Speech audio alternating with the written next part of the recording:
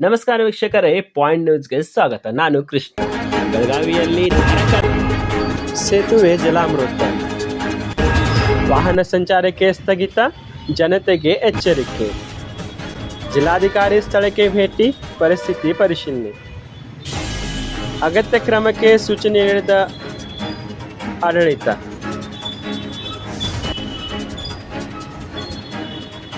ಪರಿಸ್ಥಿತಿ ನಿಯಂತ್ರಣದಲ್ಲಿದೆ ಎಂದು ಭರವಸೆ.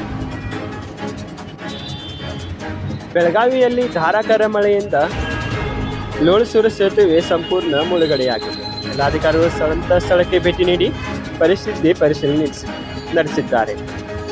ಜಿಲ್ಲೆಯ ಲೋಳಸೂರು ಸೇತುವೆ ನಿರಂತರ ಮಳೆಯಿಂದಾಗಿ ಸಂಪೂರ್ಣವಾಗಿ ಜಲಾಮೃತಗೊಂಡಿವೆ.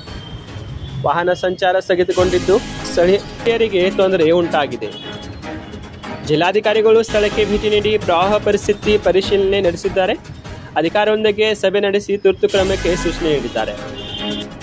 ಸೇತುವೆ ಬಳಕೆ ತಾತ್ಕಾಲಿಕವಾಗಿ ನಿಲ್ಲಿಸಲಾಗಿದ್ದು, ಜನತೆ ಎಚ್ಚರಿಕೆ ನೀಡಲಾಗಿದೆ. ಅಧಿಕಾರಿಗಳು ಪರಿಸ್ಥಿತಿ ನಿಯಂತ್ರಣದಲ್ಲಿ ಎಂದು ತಿಳಿಸಿದ್ದು,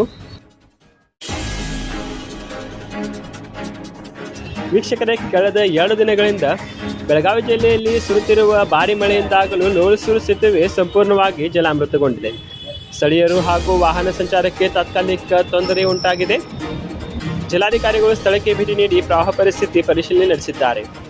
ಮಳೆಯಿಂದ ಉಂಟಾಗಿರುವ ಹಾನಿ, ಸೇತುವೆ ಹಾಗೂ ಗ್ರಾಮಾಂತರ ಪ್ರದೇಶಗಳ ಜಲಾಮೃತ ಸ್ಥಿತಿ ಬಗ್ಗೆ ಅಧಿಕಾರಿಗಳೊಂದಿಗೆ ಚರ್ಚೆ ನಡೆಸಿ ತುರ್ತು ಕ್ರಮಕ್ಕೆ ಸೂಚನೆ ನೀಡಿದ್ದಾರೆ.